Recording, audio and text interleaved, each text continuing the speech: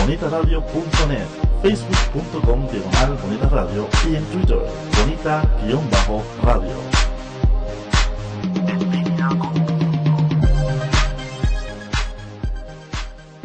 Las expresiones vertidas en el siguiente programa no representan necesariamente la opinión de Bonita Radio. Las opiniones son exclusivas de sus autores.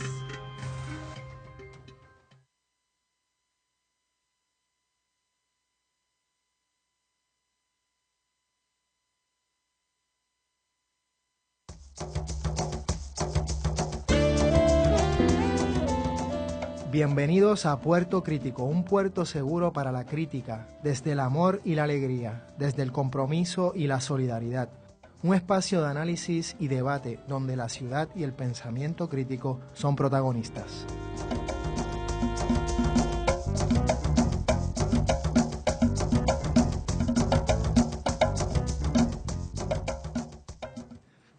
Bienvenidas y bienvenidos a Puerto Crítico. Estamos en Red Global por Bonita Radio y en este programa en Red Translocal, ya que les habla Juan Carlos Rivera Ramos, alias Juanqui, desde San Juan de Puerto Rico, y Miguel Rodríguez Casella desde Sydney, Australia. ¿Cómo estás, Miguel? Muy bien y muy contento de tener a este extraordinario invitado que vas a anunciar en unos breves instantes. Eso es así. Nuestro invitado es un protagonista en el debate y la promoción de los derechos y libertades civiles en Puerto Rico. Es un teórico y practicante del derecho y autor de varios libros y artículos académicos. También escribe en la prensa y en distintas revistas culturales sobre temas de democracia, derecho y justicia social. Tenemos el gusto y el honor de contar con el catedrático y exdecano de la Escuela de Derecho de la Universidad de Puerto Rico, Efrén Rivera Ramos. Bienvenido, Efrén. Muchísimas gracias, es un placer estar aquí con ustedes dos, Juan Carlos y Miguel. Efrén, ¿cómo comenzar? Tal vez hablando un poco sobre el contexto en el que se ha creado por llamarle así, el derecho o la jurisprudencia en Puerto Rico, ¿no? Ese mapa geopolítico, por llamarle de esa forma. Como diríamos, nosotros nos encontramos en un tipo de terreno nubloso entre un sistema judicial federal y uno estatal. ¿Cómo se maneja, digamos, la democracia? ¿Qué posibilidades hay de derecho en este tipo de por llamarle así, cuadrilátero legal? Vámonos por ahí un poco para continuar la discusión. Bueno, es una magnífica pregunta, por supuesto, y compleja. Me parece que habría que empezar por decir que depende de lo que uno quiera decir por democracia y cómo uno entiende la democracia. Si uno entiende por democracia un sistema en el que las decisiones que se toman y que afectan a los miembros de la comunidad son decisiones en las que de alguna forma participan esos mismos destinatarios de las decisiones. Y si uno entiende que las normas que van a regir la vida en la comunidad política son normas como decía Kant, en las que intervienen sus propios destinatarios, es decir, que los hacedores de la norma son también los destinatarios de la norma. Si entendemos eso como democracia, en principio, porque luego podemos ampliar más la concepción de democracia, pues aquí hay un serio problema, que es obvio, me parece. Es el problema de que nuestra comunidad política vive constantemente bajo el influjo de normas en cuya factura no participamos o no participamos de manera significativa. Y eso tiene que ver con todo el ámbito de la legislación federal. Incluso tiene que ver con el ámbito de la Constitución federal, la Constitución, las leyes, los reglamentos. si uno piensa que la democracia se puede definir, ¿verdad? Como básicamente como democracia representativa, en la cual las decisiones no es que las toman directamente los afectados, sino sus representantes, ¿no? Pues ya aún en esa forma limitada de entender la democracia, Sí. aún hay un problema muy serio, porque todas esas normas se aprueban, todas esas leyes se aprueban sin que nosotros tengamos intervención significativa. En otras palabras, y esto tiene esto tiene una, digamos, una dimensión, a mi juicio, muy profunda. Fíjate que, o fíjense ustedes dos, en 500 años de colonialismo, digamos, nosotros, cuando digo nosotros, digo el pueblo de Puerto Rico, en cierto modo nos hemos acostumbrado a vivir bajo el mandato de normas que no hemos hecho. Eso debe tener un efecto muy profundo en la psiquis colectiva y en el entendimiento que tenemos colectivamente de qué es la democracia.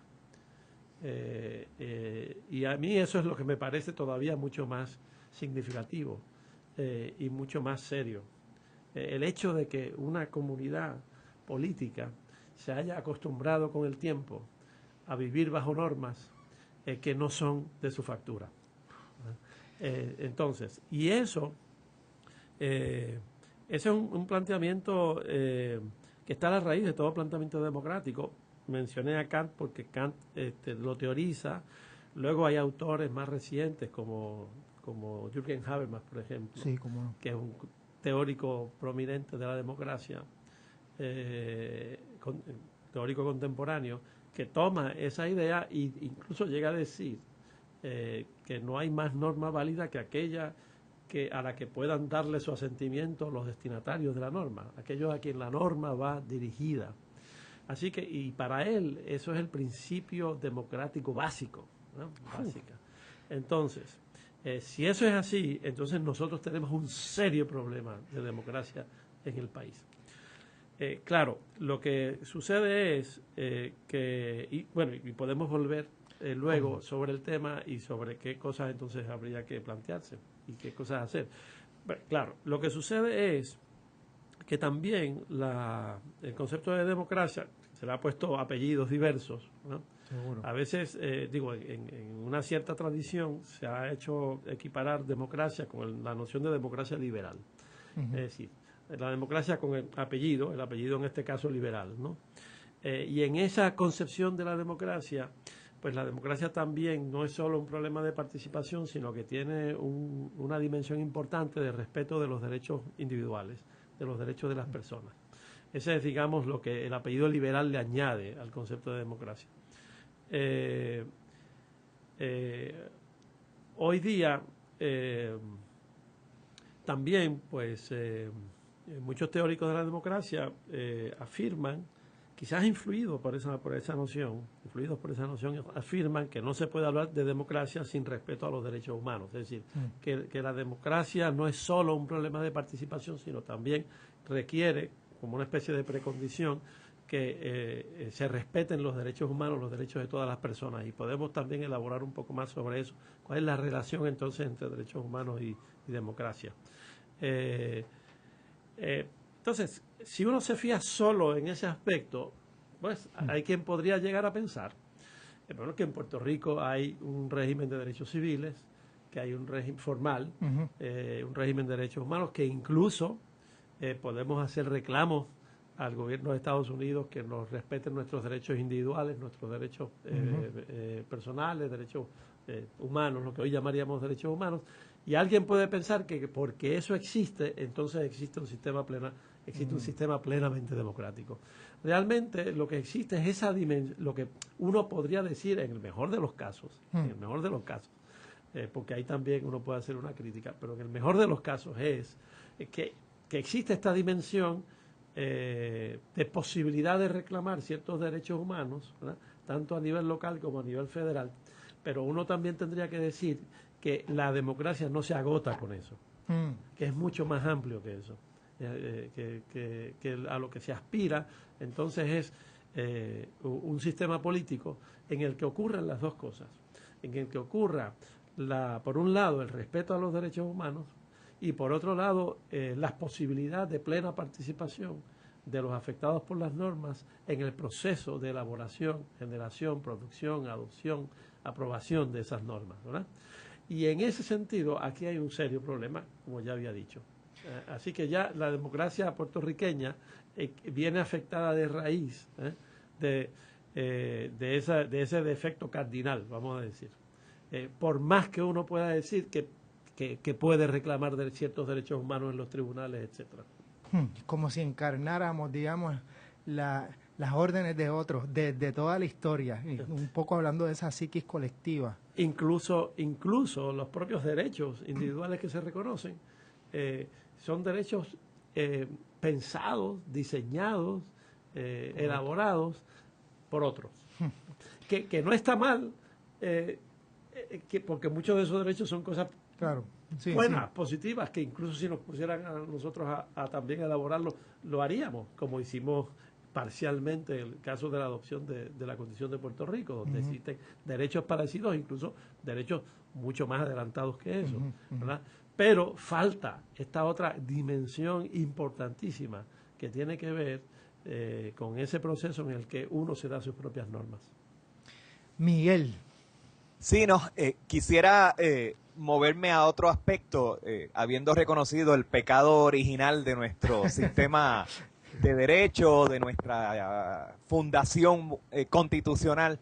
Quisiera moverme a algo quizás más pueril, pero igual de serio, y es el tema de la confianza en el aparato mismo de la justicia, digamos en la infraestructura de la justicia.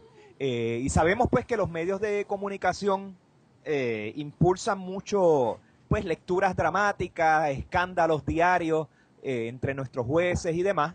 Y recientemente pues ha surgido un escándalo, digamos, de naturaleza mayor en la región oeste, que deja ver cómo fuerzas colusivas de nuestra vida política y económica pues secuestran, entre comillas, fiscales y jueces para sus intereses o viceversa. Estos fiscales y jueces, buscando adelantar sus propias carreras y demás, pactan con fuerzas externas al derecho mismo, con ciudadanos con acceso privilegiado a esas negociaciones en cuartos oscuros. Entonces, ¿qué efecto práctico tiene esa creciente erosión de la confianza en nuestra democracia? ¿Qué efecto práctico, digamos, tiene esto en el ejercicio cotidiano de la justicia? Bueno, fíjate, Miguel, me parece que esto también hay que conectarlo con esta idea de los derechos, por un lado. Por otro, hay que conectarlo con la siguiente consideración, y es que, por las razones que sean, ¿no? Razones históricas, nosotros hemos diseñado, y cuando digo nosotros, digo por la comunidad política puertorriqueña, al igual que otras comunidades, al igual que ocurre en Estados Unidos y en otros lugares, hemos diseñado un sistema para el reclamo de los derechos que tenemos o que se nos deben reconocer, también un sistema para dirimir nuestros conflictos y nuestras controversias, las controversias entre los ciudadanos, entre las personas privadas y también las controversias entre el Estado y los ciudadanos. Hemos diseñado un sistema que descansa en la existencia de estos organismos que llamamos tribunales, ¿no? Entonces, cuando se nos violan nuestros derechos, puede haber varias maneras de tratar de vindicar esos derechos, pero en última instancia tenemos que acudir a los tribunales. Cuando hay otro tipo de controversias, inclusive cuando la gente quiere solucionar problemas que tiene, una pareja que se quiere divorciar, controversias sobre quién tiene la custodia de los niños, controversias sobre si un hospital le dio a un paciente el tratamiento debido o no y le causó mayores problemas y entonces el paciente le reclama al hospital.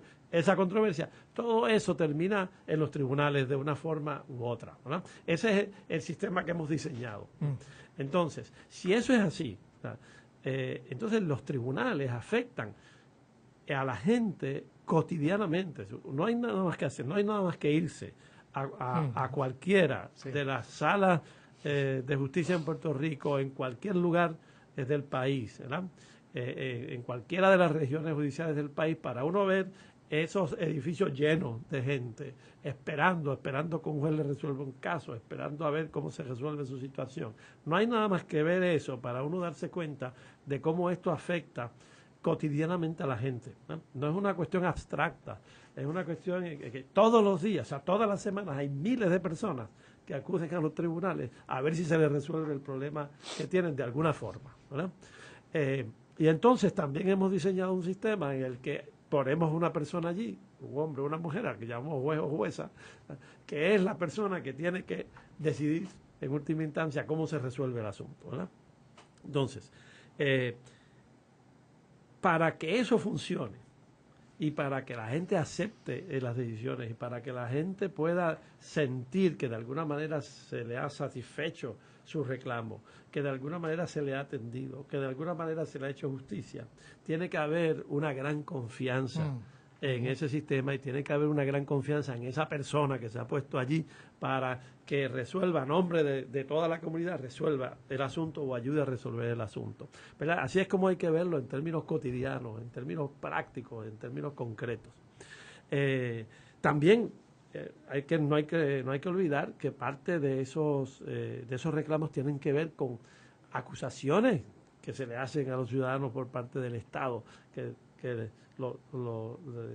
les atribuyen haber violado la ley o haber cometido un delito, y entonces los llevan allí, no es que quieren ir, es que los llevan, y a veces a la fuerza, porque no quieren ir, y entonces hay que tomar decisiones sobre eso. Bueno, para que eso pueda funcionar, tiene que tener un alto grado de legitimidad, y legitimidad yo la veo en dos sentidos, digamos, legitimidad en un sentido sociológico, que lo que quiere decir un alto grado de aceptación por parte de la ciudadanía de que eso es un proceso válido. Y dos, legitimidad en el sentido normativo, que yo digo, es decir, legitimidad en el sentido de que esos procesos que allí se dan y esas prácticas que allí ocurren, de alguna manera se ajustan a unos principios y a unas normas que nosotros hemos aceptado como las normas válidas para aplicar en todas esas situaciones. O sea, legitimidad en esos dos sentidos, ¿verdad? Entonces, cuando uno ve un alto nivel de corrupción, cuando uno ve que se suceden los incidentes de corrupción en la judicatura, cuando uno percibe que el juez o la jueza que está allí realmente no es imparcial, que no quiere decir que no es neutral, no es que tenga que ser neutral, imparcial es otra cosa, porque en algún momento le tiene que dar la razón a alguien. Imparcial quiere decir que va a mirar eso que se le plantea con un grado de imparcialidad, de objetividad y ateniéndose a lo que el derecho y la justicia requieren, y entonces tomar la decisión que mejor se ajuste a las circunstancias. Bueno, cuando se ve que eso no ocurre o que con demasiada frecuencia esas decisiones pueden estar influidas por amiguismo, por prejuicios, por partidismo político, por otro tipo de consideraciones que son consideraciones espurias que no deben intervenir en el proceso, entonces la gente pierde confianza en ese sistema. Si se pierde confianza en ese sistema, pues se ha erodado la legitimidad. Si se ha erodado la legitimidad, entonces nos hemos quedado sin las reglas del juego y sin el equipo para jugar el juego y sin las circunstancias adecuadas para que el juego se perciba como un juego justo, ¿verdad? Así que eso me parece que es uno de los efectos primeros, ¿no? y más dramáticos de este tipo de incidentes que vemos que se suceden en la prensa. A veces se quiere decir que son incidentes aislados, etcétera. El informe reciente que se publicó en la prensa demuestra que no son tan aislados, es decir, que ha habido un alto número de incidentes en los últimos años. También hay que decir, para dar el cuadro completo, que en todos esos casos son incidentes que llegaron a la atención del Tribunal Supremo o de la Oficina de Administración de los Tribunales y tomaron alguna acción. Si la acción fue la más adecuada o no es otra cosa. Hay una percepción también de que sí, se investiga, se radican las querellas, se investiga, se llega a una determinación, pero luego las sanciones son realmente bastante leves. A veces no pasan de una amonestación. Tampoco se le da la importancia que ameritaría, porque a la luz pública salen 3 o 4 casos, pero hay muchos otros casos de los que no se sabe, solo lo saben internamente la administración del tribunal. Pero de todas maneras, lo que sí sabemos es que hay demasiados casos de esa naturaleza, y eso termina erodando la confianza ciudadana en el sistema de justicia, ¿no? Si es el mejor sistema de justicia o no, ese es otro debate, ¿no? Si se podría organizar de otra manera, ese es otro debate, sobre lo que también podríamos hablar. Con eso regresamos en unos minutos a Puerto Crítico. Cultureate. La cultura del mundo tiene su espacio en la red. Escucha las múltiples voces de la diversidad. Entérate de lo que no sabías y cuéntanos lo que no sabemos. Una revista cool y cultural. Cultureate, todos los jueves a las 5 de la tarde por Bonita Radio. En línea con tu mundo. Retorcidos, un programa dirigido a informar y educar sobre temas que afectan la comunidad LGBT. Escúchanos todos los miércoles a las 6 p.m. por Bonita Radio, en línea con tu mundo.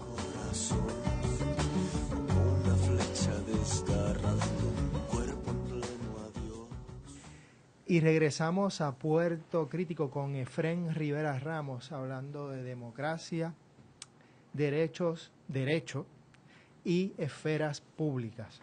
Efrén, habías mencionado al principio a Kant, también mencionaste a Habermas, y sabemos que eres una de esas voces importantes que teoriza desde el derecho, algo que tal vez algunos de nosotros no estamos muy acostumbrados a ver, aunque hay otras voces por ahí muy importantes, como la amiga Erika Fontanés, Irán, entre otros, que sí lo hacen y otros que lo habrán hecho. ¿Qué otros autores y autoras o qué otras, digamos, perspectivas crees que son importantes o son importantes para ti en estas discusiones? Bueno, me parece que lo has planteado bien. Es decir, ¿qué perspectivas han sido importantes para mí? Correcto, porque otra gente puede pensar que son otras, ¿no? Claro. Bueno, mira, en mi caso, a mí siempre, desde que empecé a estudiar Derecho, pues me interesó ver el derecho críticamente. Mi formación previa en bachillerato fue en ciencia política, filosofía política, de modo que ya traía esas preocupaciones. Cuando fui a hacer mi maestría, digamos, Estados Unidos, da la casualidad que yo llegué en septiembre a hacer la maestría y en ese verano antes se había celebrado la primera conferencia de estudios jurídicos críticos en Estados Unidos. Era un grupo... La primera, en 1977. Era un grupo de jóvenes, sobre todo jóvenes profesores de Derecho y algunos abogados en la práctica, sobre todo involucrados en temas relacionados con derecho y pobreza, en temas relacionados con la prestación de servicios legales a grupos marginados, temas de derechos civiles, o sea, ahí justicia social en general, y ahí hubo una convergencia importante entre los académicos y los practicantes. Celebraron esa conferencia en el 77, en el verano del 77, y regresaron a sus universidades, a sus facultades de Derecho, energizados, virados. Y entonces yo llego en ese momento, y es un momento en que empieza a desarrollarse esto que luego se convierte en un movimiento importante, que es el movimiento de estudios jurídicos críticos.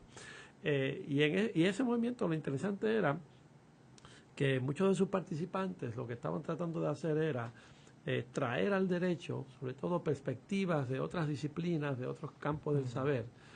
Muchos se habían puesto a estudiar en serio sobre todo a representantes de la teoría crítica europea, mucha influencia de la Escuela de Frankfurt, mucha influencia de Horkheimer, Adorno y los otros miembros de la Escuela de Frankfurt. Además, también habían rescatado un poco parte de una tradición más vieja de Estados Unidos de los años 30, que era el movimiento del realismo jurídico. Y entonces eso empezó a propagarse. Yo tuve la fortuna de estudiar con algunos de los miembros de ese movimiento, que luego se convirtieron en los grandes nombres del movimiento, el profesor Roberto Mangabeira Unger, que es un brasileño que por muchos años fue profesor en la Universidad de Harvard y que ha escrito numerosos trabajos sobre teoría del derecho, pero desde una perspectiva crítica. El profesor Duncan Kennedy y el profesor Richard Parker, que fue mi asesor de tesis, que trabajaba sobre todo temas de derecho constitucional, pero también desde una perspectiva crítica en la que incorporaba consideraciones de teoría política, de filosofía política, etcétera. Y así sucesivamente, de modo que eso fue una influencia interesante. Yo también pues me había dedicado a estudiar un poco las fuentes del marxismo, Marx, Engels y luego algunos marxistas posteriores. Gramsci, según el libro. Gramsci fue importantísimo, porque me parece que es uno de los teóricos marxistas más creativos y por eso quizás ha perdurado tanto.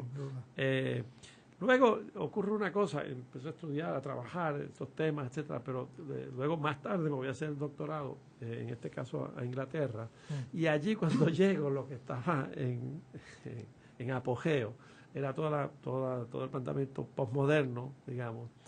Y lo interesante fue encontrar, distinto a lo que había ocurrido y estaba ocurriendo en otros lugares, en que marxistas y postmodernos se pusieron a pelear entre sí.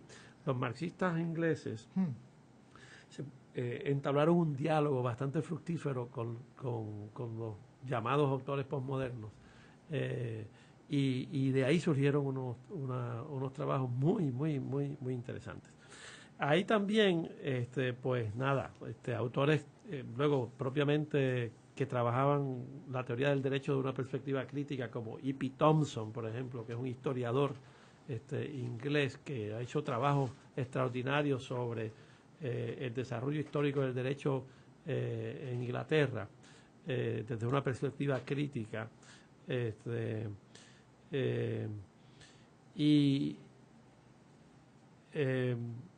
También entre pues los autores que se han asociado con el postestructuralismo, el postmodernismo, etcétera, importante, gente que sí se ha dedicado a estudiar el derecho desde esa perspectiva. Derrida tiene un trabajo extraordinario que se llama La fuerza del derecho, donde él trata de hacer un estudio de la relación entre el derecho y la justicia desde su perspectiva. Luego, por supuesto, Foucault, que como sabemos, pues también se ocupa de temas jurídicos, aunque no necesariamente directamente, a veces de forma más oblicua, más incidentalmente, pero tiene un trabajo poco conocido, poco conocido en Estados Unidos y porque nunca se ha traducido al inglés, que es La verdad y las formas jurídicas, que es un libro que recoge una serie de conferencias que dio en Brasil. Y que es un libro muy interesante y que también pues uno lo puede vincular con el otro trabajo de Foucault como Vigilar y Castigar, que tiene que también ver con el tema de las prisiones, etcétera. Y luego hay toda una serie de en términos de una perspectiva sociológica del derecho, a mí me parece me ha sido muy útil pues todo el planteamiento de un sociólogo como Pierre Bourdieu, porque él también se ocupó específicamente del tema del derecho. Tiene un ensayo también largo publicado en Estados Unidos que se llama La fuerza del derecho, The Force of Law. ¿Sí? Entonces, así que hay todos estos autores que me parece que son autores que han nutrido mi... Mencioné a Habermas. Habermas es muy importante para el tema de la legitimidad, porque ha trabajado mucho el tema de la legitimidad, sobre todo en las sociedades contemporáneas. Y luego hay un autor que se conoce poco fuera de Europa, se conoce un poco en América Latina, no se conoce para nada en Estados Unidos, que es Luigi Ferraioli, que es un jurista italiano, que es probablemente uno de los principales teóricos del derecho europeos en este momento, y que ha hecho mucho trabajo sobre el tema del constitucionalismo, pero visto desde una perspectiva crítica, ¿no? Así que todos estos son autores que nutren, ¿verdad? Lo que uno va analizando y descubriendo. A mí me han ayudado, yo supongo que a otra gente también les puede ayudar, ayudar. Sin duda alguna. Con ese arsenal teórico, vámonos a una pausa rapidita y regresamos a Puerto Crítico. Soy el licenciado José Ariel Nazario y les invito todos los miércoles a las 10 de la mañana a escuchar el análisis legislativo único, política, sociedad, economía y temas de actualidad de nuestra realidad puertorriqueña. Recuerde, la previa, todos los miércoles a las 10 de la mañana por Bonita Radio, en línea con tu mundo. De Letras, todos los jueves. A las 6 de la tarde usted Tiene una cita con el mundo de la literatura. por aquí, por Bonita Radio. Con Dinora Marzán. Y Emilio del Carril. Y regresamos a Puerto Crítico con Efrén Rivera Ramos, hablando de democracia, derecho y esferas públicas, que también es habermesiano, por cierto, un término popularizado por Habermas. Miguel. Sí, quiero combinar dos preocupaciones, pero van en una línea en la línea de lo que presentaste ahorita o dejaste en hold, que es la idea de otro sistema de justicia y cómo eso sería otro debate. Entonces pienso en dos temas aquí importantes que quisiera traer a la conversación. Por un lado, un poco la frustración de que muchos de estos avances en el pensamiento crítico dentro del derecho, en la infección del derecho con otros campos del conocimiento, infección en el buen sentido de la palabra, son contaminaciones bienvenidas, la preocupación de que eso tarda en llegar, digamos, a la esfera práctica del ejercicio mismo de la justicia, digamos, a nuestros jueces, a nuestros gestores de la justicia, y cómo, pues, transformaciones que nos harían pensar en otras formas del derecho, es lento el caminar de esos nuevos conceptos, de esas nuevas figuras, pues, al ejercicio mismo de la justicia, por un lado. Entonces, por otro lado, te quería traer a la atención las posibilidades que abre el Internet, pues con toda la proliferación de blogs, páginas cibernéticas, redes sociales y demás, a ampliar la discusión de la justicia y del derecho más allá de simplemente los entendidos, y un poco cómo contribuiría, pienso yo, a atajar ese problema esencial de falta de democracia o ese desperfecto o pecado original en nuestra democracia. Aquí sí que la pregunta es combinada. Por un lado, ¿cómo hacer que esa revolución del pensamiento crítico llegue al día a día del ejercicio del derecho? Y si en efecto la discusión se abre o se ha beneficiado de la presencia del Internet y los mecanismos que abre para nuevos foros de debate y reflexión. Sí. Bueno, mira, en cuanto a lo primero, a mí me parece que lo que hay que hacer es trabajar en diversos niveles. Por un lado, es importante la reflexión teórica.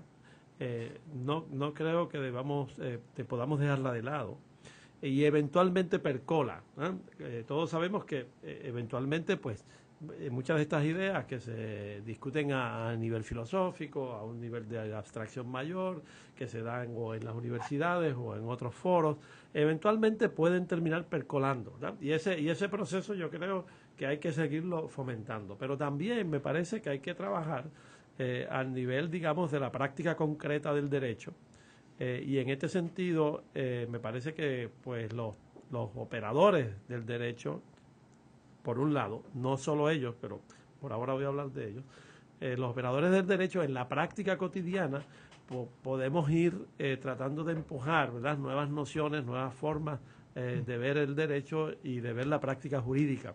Y eso pues también debe en algún momento tener algún efecto. Es más difícil, es más trabajoso, también es lento, ¿no?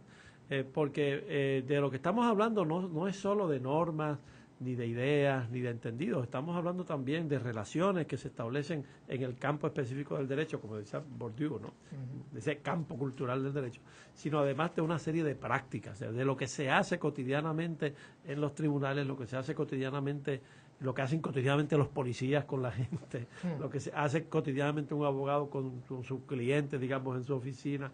O sea, hay una serie de prácticas que se dan todos los días, y sobre esas prácticas hay que reflexionar y esas prácticas hay que tratar de transformarlas también, ¿verdad? Así que son varios niveles de intervención, yo te diría, y uno no excluye lo otro. Yo pienso siempre en el concepto de práctica reflexiva.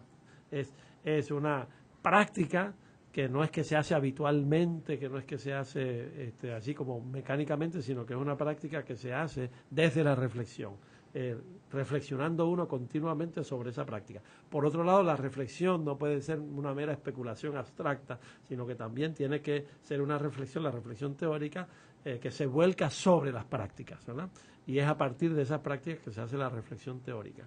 Así que yo creo que es un encuentro entre reflexión y práctica, que es lo que hay que promover.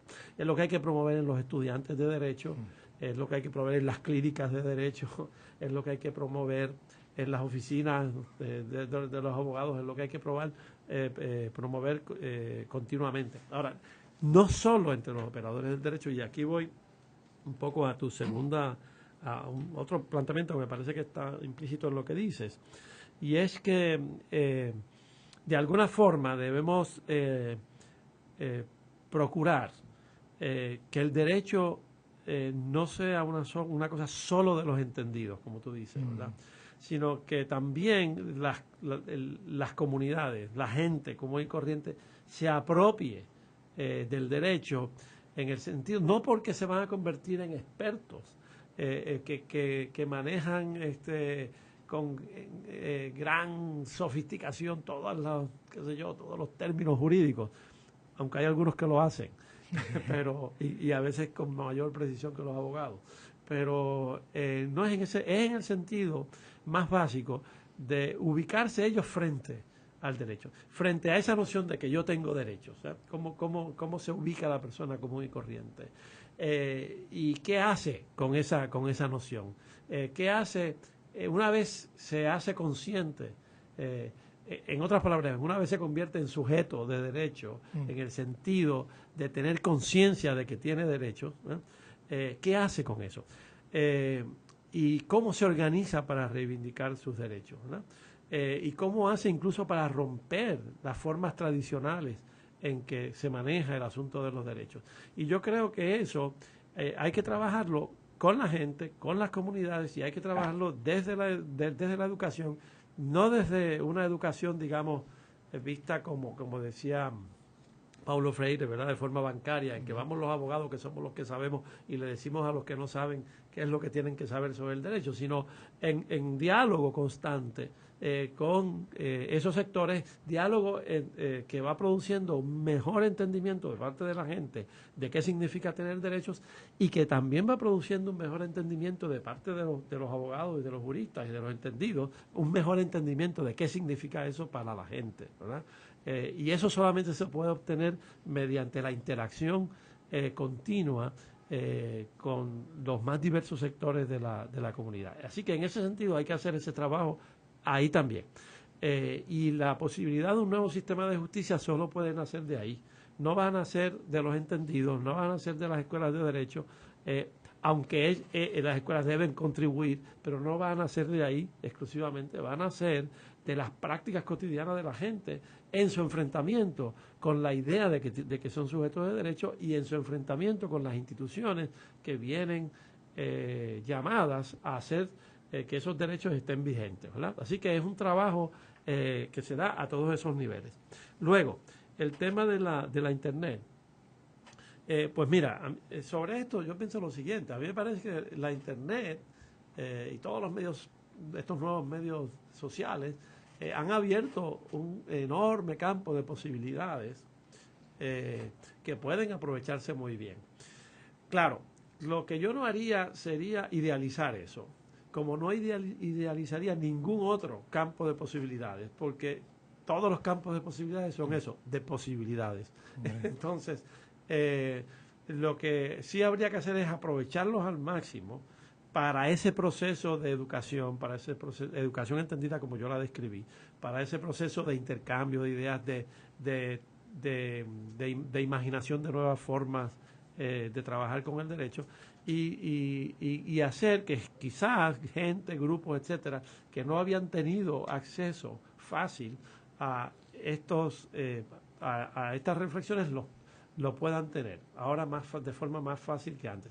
También hay que recordar que existe tal cosa como la brecha digital, es decir, eso no está accesible a todo el mundo y eso también hay que entenderlo, y entonces uno de los trabajos que hay que hacer es hacerlo lo más accesible posible, y ese es un campo de trabajo importante para todo el que esté metido en esto, ¿no? Ya sea en el derecho o ya sea en el campo de los medios de comunicación, en el campo de la Internet, porque ese nuevo medio que ha surgido también puede crear exclusiones, ¿verdad? Y crea exclusiones. Entonces, porque lo que uno tiene que entender es que estos son instrumentos, que son medios y que abren posibilidades, pero también pueden crear exclusiones. Entonces uno tiene que trabajar con la imprenta. Cuando surgió abrió posibilidades inmensas, también creó exclusiones de los que no sabían leer o los que no tenían acceso al material impreso.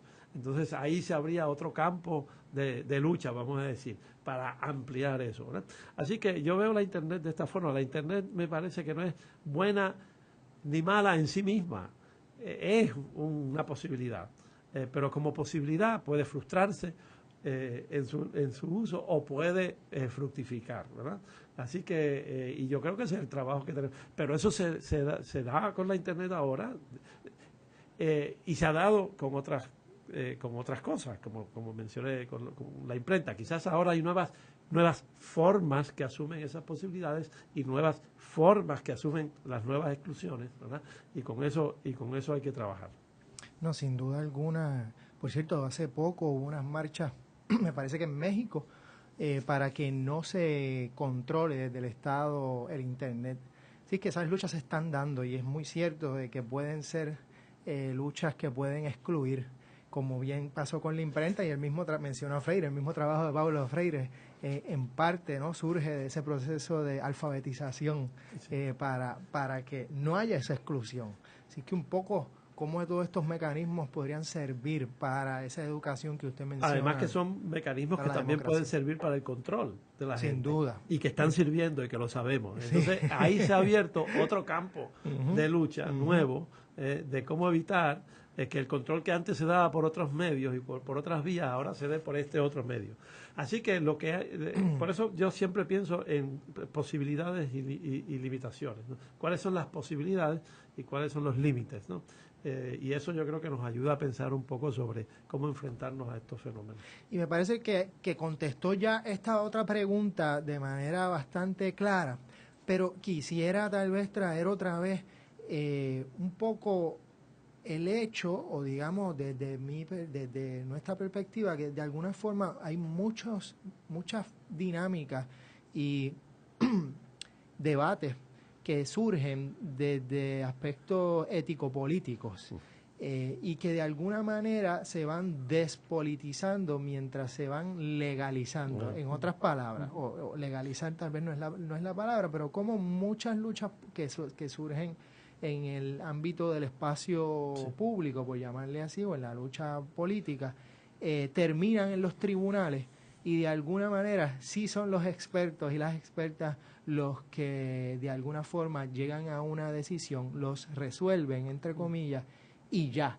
y no se va a una profundización mayor acerca precisamente de esos elementos mucho más éticos, políticos y radicales en el sentido de ir a la raíz de los asuntos. Vamos a una pausa y regresamos a Puerto Crítico.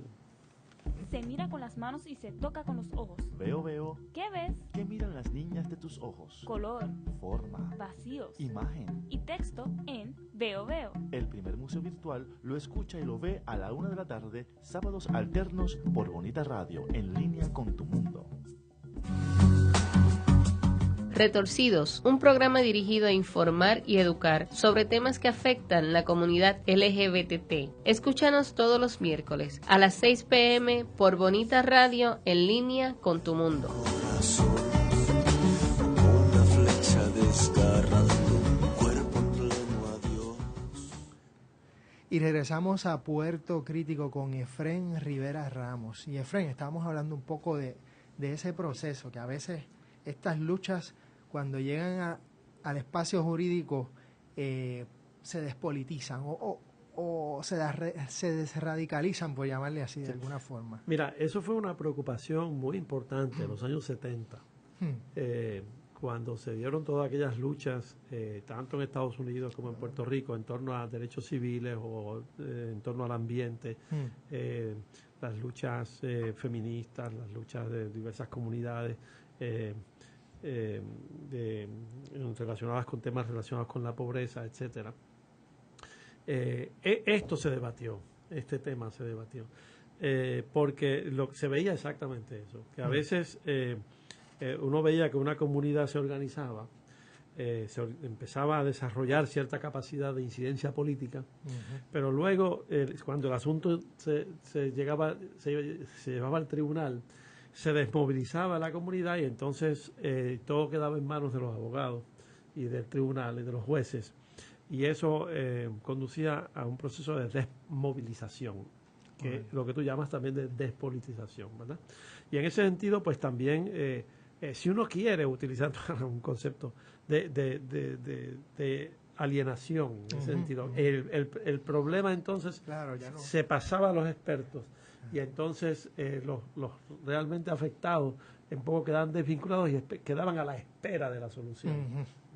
Entonces, y eso se discutió mucho, los abogados y abogadas muy involucrados en este tipo de lucha tuvieron que bregar con eso y tenían que plantearse cuál era su rol. Nosotros, digo nosotros porque yo vengo de ahí, de esa experiencia, tendríamos siempre que estar planteándonos cuál es nuestro rol aquí. O sea, nosotros no podemos suplantar a la comunidad. Nosotros somos un recurso, digamos, de la comunidad. Pero la protagonista es la comunidad, ¿verdad? O el grupo de que se tratara. Podemos hablar de comunidad en términos diversos. Seguro. Así que eso es muy importante. ¿Por qué? Porque muchas veces, tan importante como el resultado es el proceso, porque el proceso conduce a otro tipo de resultados, que puede ser el empoderamiento, que puede ser una mayor conciencia, el desarrollo de una mayor conciencia, que puede ser el desarrollo de capacidades para enfrentar otros problemas que tenga la comunidad después. Eso es valiosísimo, a veces más que el resultado concreto en la controversia concreta. Entonces eso puede perderse si todo se deja en manos de los expertos, ¿verdad? Así que eso es muy importante. Es verdad que eso ocurre y ha ocurrido en el pasado, ocurre en el presente y puede volver a ocurrir en el futuro. Entonces yo creo que los abogados, abogadas o trabajadores jurídicos, porque no tienen que ser abogados, hoy cada día vemos que se puede incorporar gente que trabaja con estos aspectos, y no necesariamente son abogados, pero sí trabajan en el campo jurídico junto a los abogados, pues deben tener conciencia plena de cuál es su rol ahí. Y de cuál es su función, y no pueden sustituir a la comunidad. Y la experiencia de la organización colectiva y del trabajo colectivo no puede ser sustituido por el trabajo en los tribunales. La mejor manera de verlo es que el trabajo jurídico en los tribunales o en las agencias administrativas, que también, o en otros, o en la legislatura, una comunidad lleva un planteamiento a la legislatura, ponen al abogado a hablar a nombre de la comunidad, debería ser el líder comunitario con el asesoramiento del abogado. Pues lo que hay que entender es que eso es un recurso más. Claro. Como lo es pues el uso de los medios de comunicación, como es la educación, como es todas estas otras cosas son recursos que tiene esa comunidad para echar adelante sus reclamos, ¿verdad? Y defender sus intereses. Y no puede dejar que ninguno de ellos, ¿verdad? Sustituya el objetivo primordial y el trabajo primordial que es de la comunidad, ¿no? Es como si una comunidad fuera utilizara un programa de radio para adelantar su cosa y entonces de momento se desvincular y digan que sigan los del programa de radio dando la lucha. Pues no, claro. Pues no. Digo, no sé si el ejemplo es la analogía vale, pero lo que te quiero decir es que esto lo que hay que verlo es como un elemento más, que no puede convertirse en el principal, ¿no? Y así es como yo siempre lo he visto y como lo veo. Miguel, nos quedan unos minutitos. ¿Alguna otra pregunta para ir cerrando? Sí, tengo un pregunta, y es un poco el juego que se da en Puerto Rico entre pues dos sistemas de justicia que en principio pues son parte de una misma construcción, el sistema federal versus el sistema estatal nuestro. Y me refiero a dos ámbitos, digamos, de discusión. Uno pudiera interpretar que desde el derecho norteamericano, pues, la propiedad privada y la defensa y protección de la propiedad privada tiene un rol singular y que de ese origen al presente, pues, con el auge del neoliberalismo como doctrina económica, aparentemente se ha infiltrado en el ejercicio y en la concepción del derecho al punto de que uno tiene decisiones del Supremo Federal con respecto al financiamiento de campañas que aparecen ahora como un ámbito de absoluta desregulación donde intereses privados neoliberales en filiación tienen ahora controles enormes del proceso de las leyes, de los nombramientos incluso desde las Cortes Federales. Pero cuando vamos al ámbito, y eso pues tiene un efecto en Puerto Rico, vamos al ámbito local, estatal digamos, y encontramos pues que derechos que han sido concedidos por la vía digamos federal, como la separación de iglesia y Estado, que es otro gran principio federal, aunque sea ratificado por nuestra Constitución y demás, en Puerto Rico estamos viendo un movimiento en la dirección opuesta, donde en la esfera política y en ocasiones avalada por los propios tribunales, está permitiendo una erosión de ese principio de iglesia y Estado. Entonces la pregunta es combinada. En este juego de baloncesto entre dos sistemas de justicia que corren a la vez, donde uno parece darnos derechos y otros parece quitárnoslos, donde una colectividad cultural en Puerto Rico parecería moverse en una dirección contra derechos que tenemos desde la esfera federal, como sería la separación de iglesia y Estado. ¿Cómo posicionarnos en este juego de baloncesto entre dos fuerzas que parecen quitar y poner, darnos y quitarnos derechos a la misma vez? Bueno, mira, para empezar, el tema de la propiedad, no hay que olvidar que en sus orígenes todo el ordenamiento jurídico liberal tenía como base la idea de la propiedad, eso desde el principio. Y eso no es necesariamente que se infiltra, sino que estaba ahí ya. Lo que ocurre es que con el desarrollo del llamado estado de bienestar, empiezan a hacérsele, digamos, a erodarse un poco el carácter absoluto de la propiedad y a desarrollarse pues nuevas doctrinas jurídicas, etcétera, para ponerle límites al uso abusivo, digamos, de la propiedad. Pero hay una vuelta con el neoliberalismo, ¿verdad? Hay una vuelta para desreglamentar y una vuelta para darle nuevas riendas, digamos, sobre todo al poder de la propiedad y ahora el poder del capital. Pero bueno, eso por ese lado. En términos del sistema federal y el sistema estatal, pero esto es un asunto que es bastante característico, ¿verdad?, del sistema federal de Estados Unidos, donde siempre, desde sus orígenes, ha habido esta tensión entre lo que se logra a un nivel y lo que se logra o se pierde en otro nivel. Y esto ha variado históricamente, ¿verdad? Ha habido momentos en que en el nivel federal ha servido, digamos, de recurso para algunos movimientos, como movimientos de derechos civiles, que los logros son a nivel federal básicamente. Y en contra de lo que muchos estados querían, ¿verdad? Incluso se tuvo que movilizar el ejército para poner en vigor la decisión del Tribunal Supremo de Estados Unidos en el caso de Brown versus Board of Education sobre la segregación racial en las escuelas. Pero ¿qué ocurre? Lo que ocurre es que, como sabemos, el Tribunal Supremo de Estados Unidos tiene un giro hacia el conservadurismo con la Corte Rehnquist, ¿verdad? Y entonces cuando eso empieza a suceder, que esa corte incluso empieza a recortar el alcance de los mismos derechos que había reconocido esa misma corte antes bajo el presidente Warren, ¿verdad? Entonces surge todo un movimiento en Estados Unidos de utilizar los sistemas de justicia estatales para adelantar causas que no iban a encontrar acogida a nivel federal, ¿verdad? Entonces se vira ahí la tortilla. Entonces, ahora hay un tribunal que está bastante dividido, con un voto en el medio, que es el de juez Kennedy, que fluctúa de un lado a otro, de una mayoría a otra, dependiendo del asunto, ¿verdad? Y entonces él, básicamente su voto es lo que ha hecho posible las decisiones más recientes que tienen que ver con derechos de la comunidad gay, etcétera, como en el caso del DOMA. Pero a la misma vez están dando a nivel de los estados dos procesos que parecen contradictorios, porque en algunos estados, y eso depende de la configuración política del estado, en algunos estados hay movimientos para restringir derechos.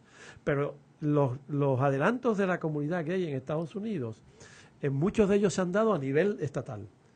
Con decisiones, por ejemplo, de algunos tribunales, como el Tribunal Supremo de Massachusetts, a favor del matrimonio gay, por ejemplo, y otros o las legislaturas de algunos estados. De modo que no es homogéneo. Lo que está ocurriendo es que hay diversos escenarios y diversos campos de batalla donde estas cosas se están dando, y una tensión entre esos dos niveles, entre esas dos esferas, ¿verdad?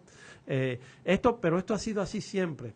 Lo que hay que hacer es, me parece, que siempre estar atento a ver por dónde es que se va moviendo la bola, ¿no? Y por dónde es que están las tendencias. Y de hecho, la gente que se organiza en Estados Unidos en torno a distintas causas siempre están pendientes de cómo es que se dan estos cambios de movimiento, estos cambios de viento, vamos a decir, en la atmósfera jurídica de Estados Unidos, ya sea a nivel federal o a nivel estatal.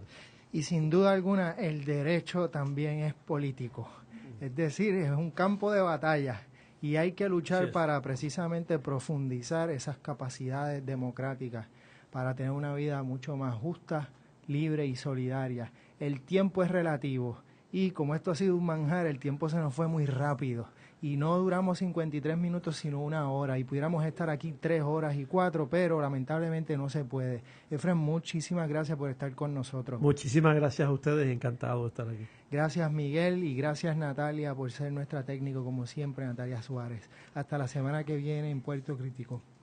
Muchas gracias.